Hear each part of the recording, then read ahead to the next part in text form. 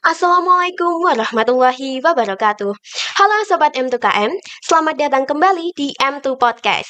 Pada episode kali ini, kita akan merayakan sebuah momen yang sangat berarti, yaitu Hari Guru Nasional.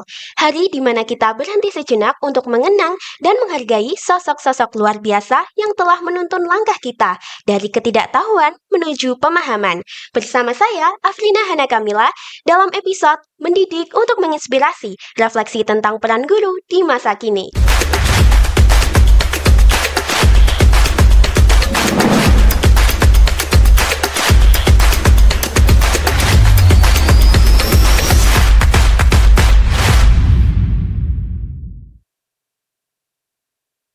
Guru bukan hanya mereka yang berada di depan kelas, tetapi juga sosok yang mengajarkan kita arti kesabaran, ketekunan, dan keberanian dalam menghadapi dunia yang terus berubah.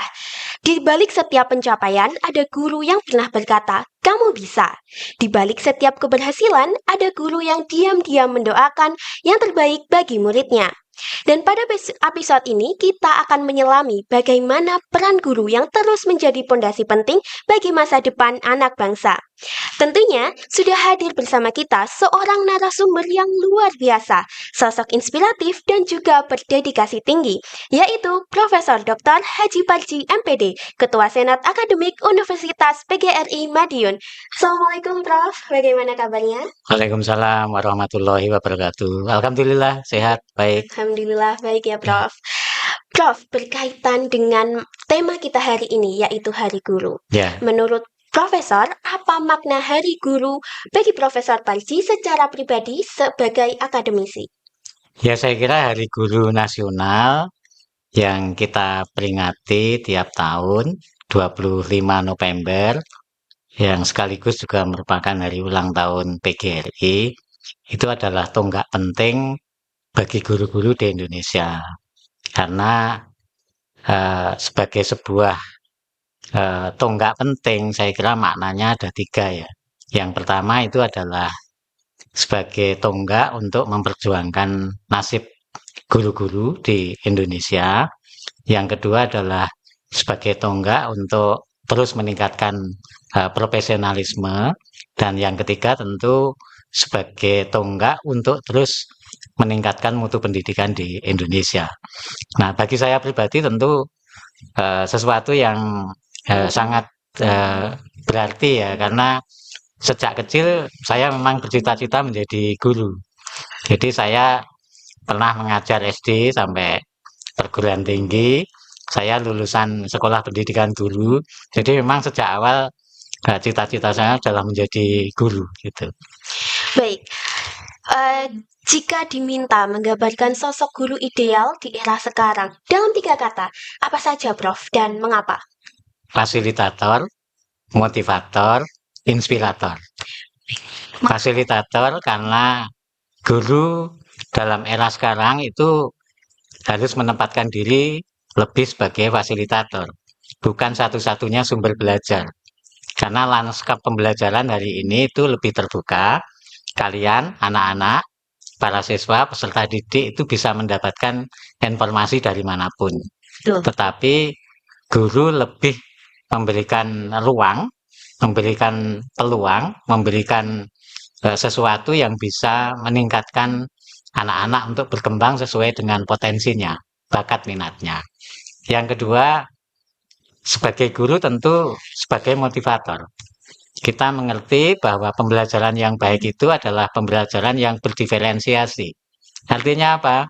Artinya kita harus memberikan motivasi anak-anak kita, peserta didik itu berkembang sesuai dengan bakat, minat, IQ-nya, potensinya, tidak boleh dipaksa dalam satu koridor cita-cita, tetapi orang sukses itu bisa melalui banyak kanal, 1000 cara untuk bisa sukses, dan tugas kita guru adalah memberikan motivasi. Tidak boleh menjustifikasi anak-anak itu dengan labeling yang tidak baik. Tidak boleh menjustifikasi dengan kata-kata yang buruk. Tidak boleh membuat anak-anak itu tidak bersemangat. Tetapi harus selalu memberikan ruang mereka untuk berkembang, untuk tumbuh, ya, supaya mereka nanti menjadi orang-orang yang bermanfaat gitu. Kemudian yang ketiga tentu sebagai inspirator. Inspirator apa? Guru tidak boleh memberikan ruang yang sempit bagi anak-anak, tapi harus memberi gambaran masa depan yang luas, bahwa setiap anak itu pada dasarnya bisa sukses. Nah, saya beri inspirasi bahwa di Indonesia itu 4 Rudi, ada 4 Rudi, semuanya sukses, tapi kanalnya berbeda. Yang nomor 1 namanya Rudi Habibie, Profesor B.J. Habibie. Itu hebat, punya intelektualitas yang tinggi, sangat jenius, bahkan punya hak paten yang luar biasa dalam bidang kedirgantaraan, ya. Itu hebat, IQ-nya hebat, dia sukses dalam bidang intelektualisme. Yang kedua, Rudi Hartono. Mungkin generasi yang sekarang mungkin tidak banyak yang kenal, tapi kalau zaman saya pasti kenal Rudi Hartono. Rudi Hartono itu adalah seorang pemain badminton bulu tangkis yang luar biasa, menjuarai All England 8 kali, sampai sekarang belum terpecahkan itu. Sukses, kuliahnya tidak tinggi, menekuni olahraga, tapi dikenal dunia. Prestasinya luar biasa, dia sukses menjadi orang gitu. Yang ketiga, ya mohon maaf ya, mengurusi rambut, Rudi Hadiswarno. Dia seorang tokoh yang berhasil di bidang ini tata rambut dan lain sebagainya, sukses. Franchise-nya di mana-mana, menekuni bidang yang berbeda dengan dua yang lain. Yang keempat, mohon maaf, chef terkenal, namanya Rudi Koirudin.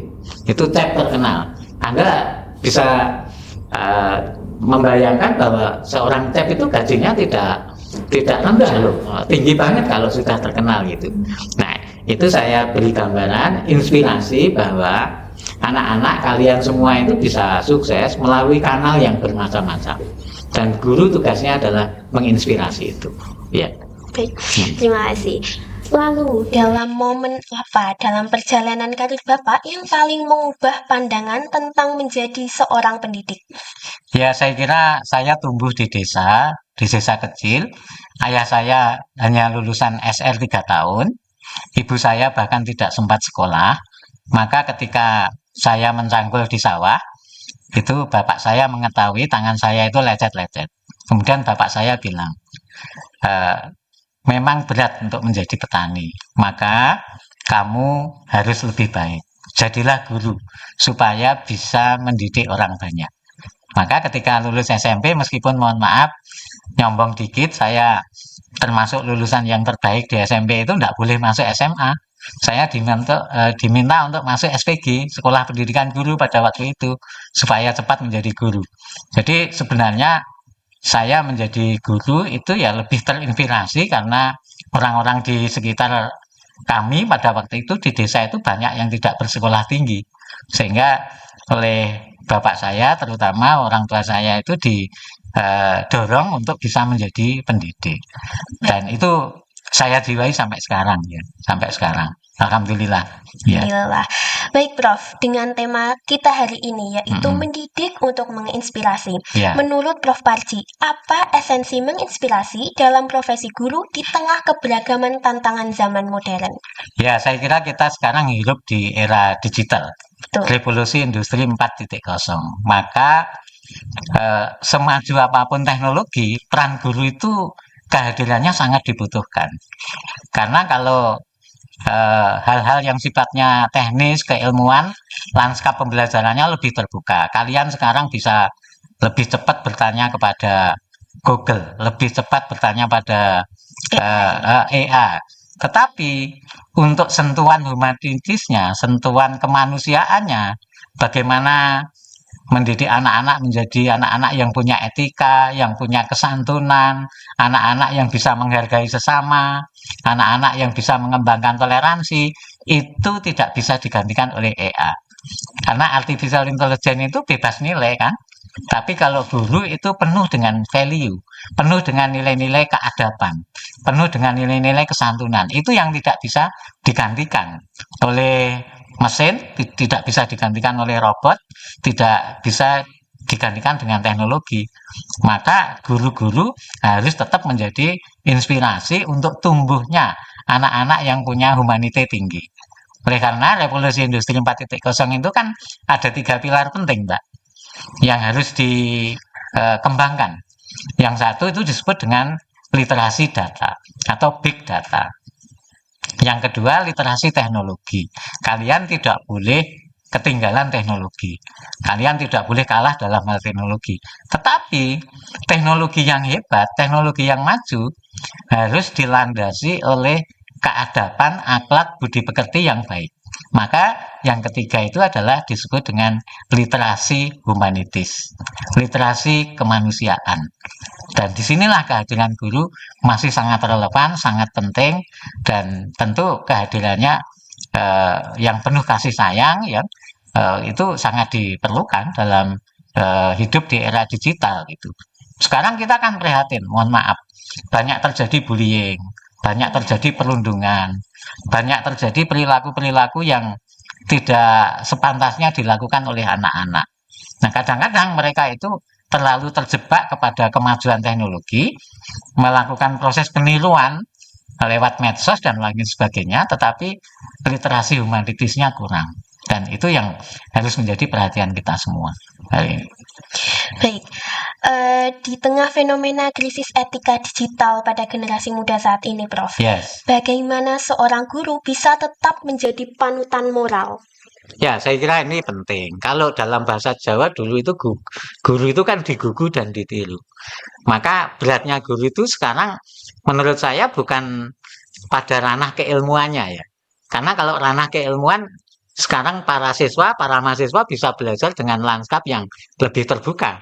Tapi yang lebih berat hari ini itu menjadi role model, menjadi contoh, menjadi orang yang bisa digugu dan ditiru. Itu yang berat gitu. Maka ini yang harus terus dikembangkan. Ya, saya kira kompetensi guru itu kan ada 4 ya. Ini jangan dilupakan. Yang pertama itu kompetensi kepribadian. Pribadinya harus bagus, akhlaknya harus bagus. Dia harus jadi contoh, teladan gitu. Yang kedua, kompetensi sosial. Dia apa? Sosial komunikasinya bagus. Tidak boleh melakukan bullying. Interaksinya dengan anak-anak, para siswa juga harus bagus. Komunikasi dengan orang tua harus bagus.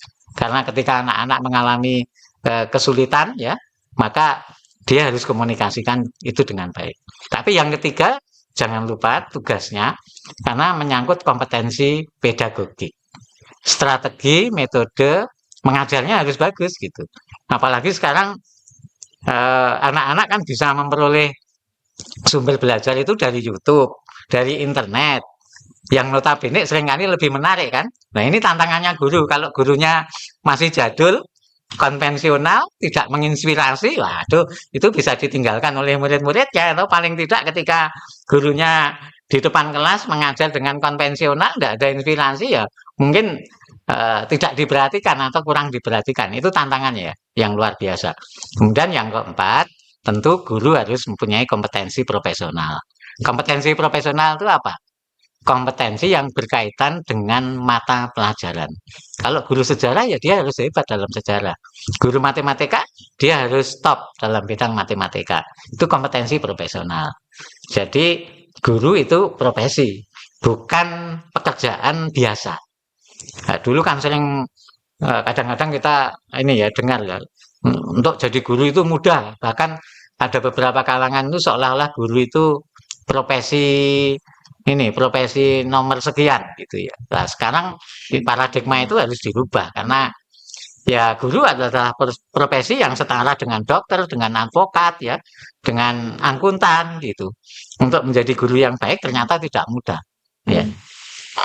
Baik, lalu dalam era teknologi dan AI, Ya. bagaimana guru bisa mempertahankan sentuhan humanis dalam pembelajarannya? Ya, saya kira itu adalah berkaitan dengan strategi, metode, teknik, taktik yang dipilih. Maka ketika mengajar, ketika berinteraksi dengan siswa, maka hal-hal yang sifatnya humanitis, sentuhan kemanusiaan itu harus terus dikembangkan ya. Jangan terlalu mengandalkan teknologi juga ya. Teknologi tetap dipakai, tetapi bagaimana interaksi bagaimana komunikasi, ya, bagaimana memperlakukan siswa secara manusiawi, itu menjadi sesuatu yang seringkali simple, sederhana, tapi itu diingat oleh para siswa. Kita kan sering dulu ya mengingat, oh guru saya dulu karena apa? Ketika saya melakukan kesalahan, dia menegur dengan baik, ya, tapi diingat gitu. Kadang-kadang malah seringkali guru yang kita ingat tuh malah guru-guru yang ini ya, mohon maaf ya, bukan bullying ya, perundungan, tapi agak keras memperingatkan kita itu malah seringkali kita ingat gitu ya. Jadi saya kira dalam era digital sekarang ini ya faktor-faktor itu menjadi sangat penting untuk dikembangkan oleh guru. Jadi komunikasi ya itu menjadi sangat interaksi komunikasi pegang peran penting ya. Baik, menurut Prof. Parji, Ya. kompetensi apa yang paling mendesak untuk dimiliki guru masa depan? Apakah teknologi, karakter, kreativitas, ataukah kepemimpinan? Ya, itu paduan semuanya.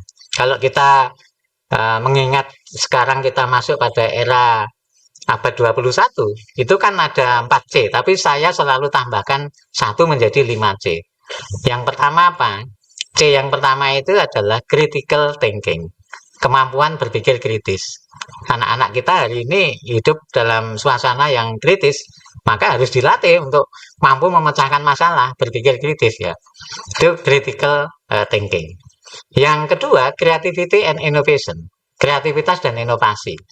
Nah, menghadapi situasi hari ini yang kompleksitasnya sangat tinggi, maka dibutuhkan kreativitas inovasi.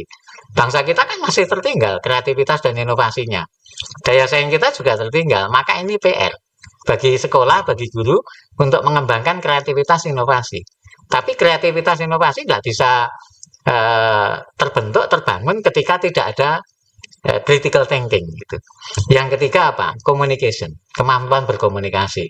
Nah, kalian sekarang harus mengembangkan aspek-aspek komunikasi dengan baik.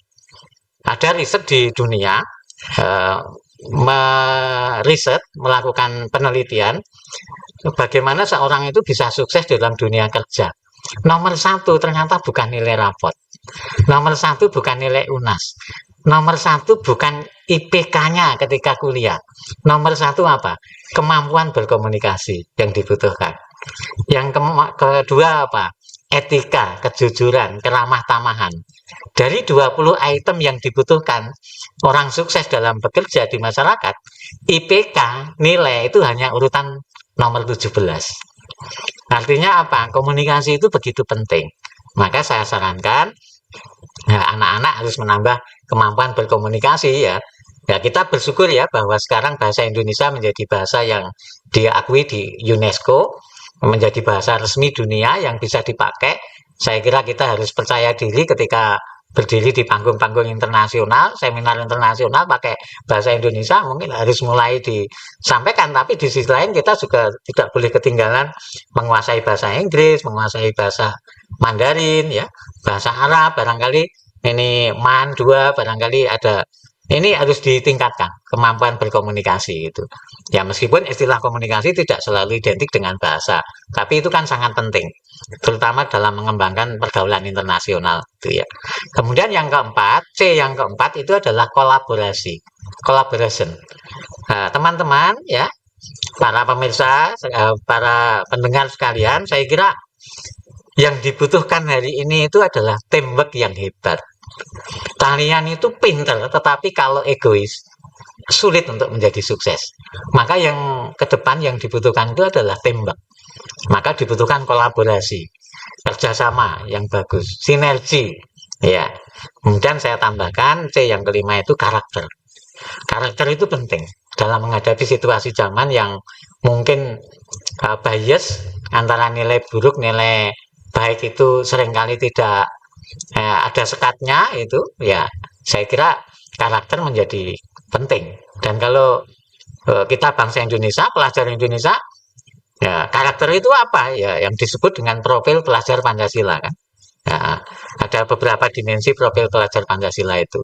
Itu yang perlu kita kembangkan. Dan itu juga menjadi tugasnya guru hari ini. Ya. Baik, Prof. Sebagai akademisi, Ya, apa bentuk teladan yang paling sederhana namun paling kuat yang dapat guru berikan pada siswa?